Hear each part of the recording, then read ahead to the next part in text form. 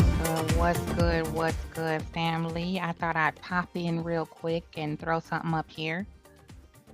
I just think this is a weird energy floating around, after election day and people are having their, epic meltdowns. Folks are getting beside themselves again out here. And you know me, I'm all about education. I'm all about the RBG. I'm all about melanated magic. I'm all about unity and black power, black love, black unity, black family, black marriage, black cheering. Okay. So, I have a pet peeve and I have harped on it quite a bit. And I'm going to continue to harp on it, because people need to understand that respect, manners, and dignity go a long way when you want to bridge a gap. Okay. And we all know, this here stuff is racially charged out here, and then there's people who, well-meaning morons who, are struggling with entitlement issues, right? And they think that uh, Black folks should conform to what they think is appropriate or what's good or what is helpful. And they like to gaslight us into thinking that we're either overreacting or being too sensitive or whatever reason.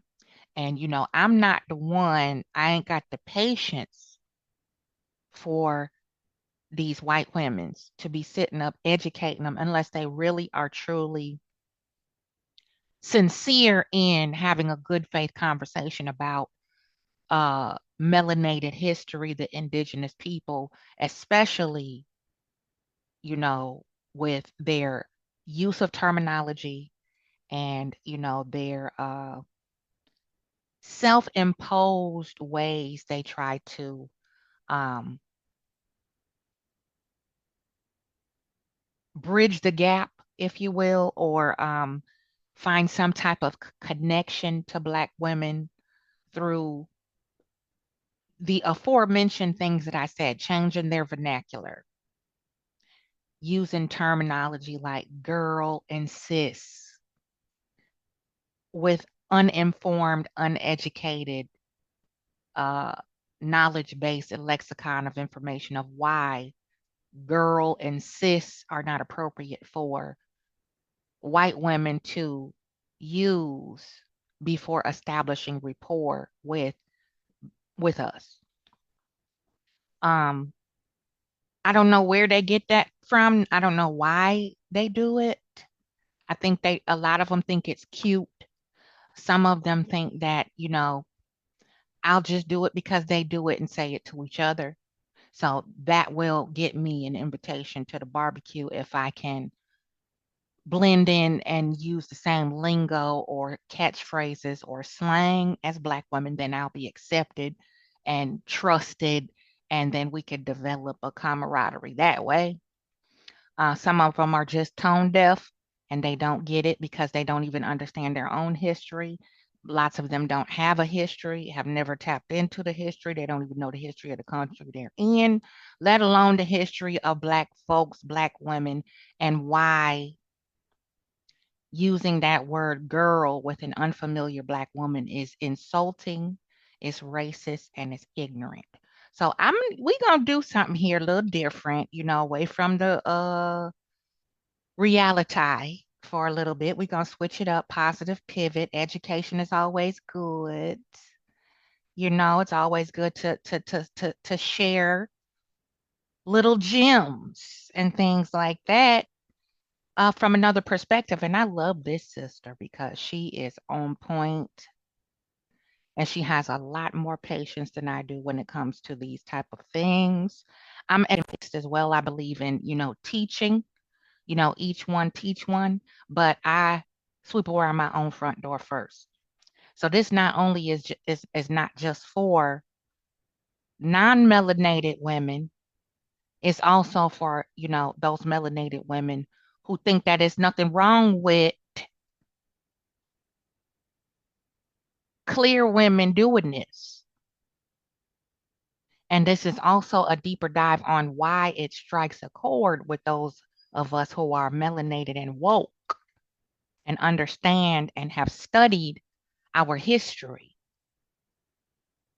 and how important it is to show respect and use the same and show the same respect that you would your cultural counterparts. You wouldn't walk up to a fellow white woman and say, "Hey, girl," as a stranger. So why do you think that it's okay to do that to a Black woman that's a stranger? And then try to somehow water down why it should be okay. Oh, I'm just trying to be friendly. No, you're not. You're trying to be cute. And when you try to play in my face and gaslight me about it, that's even doubling down on the disrespect. Don't do that. I don't care what you feel about it. Do not disrespect me and my ancestors. I have a name just like your fellow non-melanated white friend has a name. If you want to know who I am, introduce yourself like you would introduce yourself to another white woman, okay? If you want to learn my name, because it's not girl or hey, okay? So let's take a peek at this. I love it. This is Portia Noir on TikTok. Um, and I highly suggest you go over there and have a peek at her, and then share these with some of our fellow folk who are tone deaf.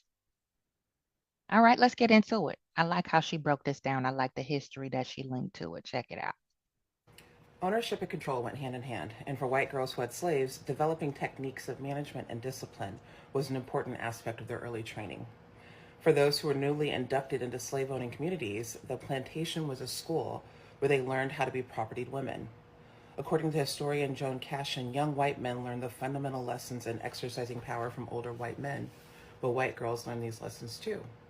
Slave owning parents allowed their daughters to assume the roles of instructor and disciplinarian early on.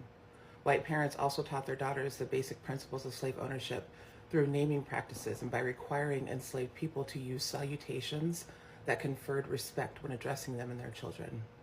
As the historian Ann Patton Malone observed, some folks forbade slaves to name their own children, and in a not so subtle way, slave owning adults indicated future ownership when they named enslaved infants after their own children, or even allowed their children to name enslaved infants, as Daniel and Cornelia Johnson allowed their daughters to do.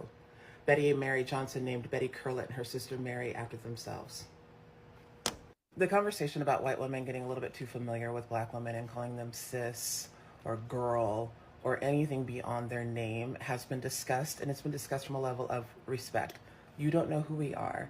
You can call us by our names. We have names that were given to us, and it goes deeper. That passage that I just shared with you was from the book They Were Her Property, and you can see from the beginning, black parents were often not allowed to name their own children, and often were given names by the people that enslaved them. So to say that calling us by our names seems silly or that you're just trying to be friendly, you got to think that that behavior, that thought process of not thinking that it's okay or not thinking that it's necessary to respect somebody enough to call them by their name, that's something that's baked into you. That's something that is ancestral, that is passed down to you from your ancestors, which means it's ingrained in you, which means that that's something that you have to unlearn. And beyond that, if you have to keep looking for ways to get around something that's been said that will show respect to somebody else, if you are looking for ways to get a pass at it, then you don't actually respect the fact that somebody has asked for something. You're trying to make it okay for you. And for some clarification points, if you have a black woman in your life and you're now concerned of should I call her sister girl, if you're asking that now and they've been in your life, then it seems like you have not been putting the intention into the relationship that needs to be there. And I'm not the one to ask that question if you can continue to call them sis or girl. You need to ask them. And before you say, but they haven't said anything first, think that sometimes we choose our words to pick our battles because we know what can happen in retaliation when some feelings get hurt from time to time. I love how she put that. Oh my goodness, thank you so much. Portia Noir over on TikTok. Go check her out. And for any of the anonymous, scary, wuss, weirdo white women that have sprinkled their troll statements throughout my comment section here and there, it's not many, but it's been a couple. Pay attention to what you say and how you say it, okay, to a black woman, just like you would want that same respect from anybody that you talk to or deal with. You wouldn't just wander up on a strange white man and say, hey, you know, whatever, insert slur. You know what I'm saying? You wouldn't want us to walk up to you and insert some type of weird little slang, unfamiliar to you, or call you out your name in any way, just off first glance or first encounter. So this was 100% on point. I give her 5 million stars for this. And watch your mouth, white woman, because we tired of your shit. I'm just gonna put it plain. I correct every single one of them. You know, if I catch it and hear it, you get corrected whether you like it or not. And sometimes, yes, we do pick our battles because, as she just stated, we know when feelings are hurt with some of y'all, what can happen as a retaliatory act because you don't like being corrected on how you talk to this quote unquote black girl. Okay. So, y'all continue to be careful, take care of yourself and each other, drink your alkaline water, get your sleep, and watch these uh watch these folks now. Okay. It's a lot going on out here, so be safe. One love. Until next time on the flip side to the flip side. Okay. Be back at you with another one. Laters.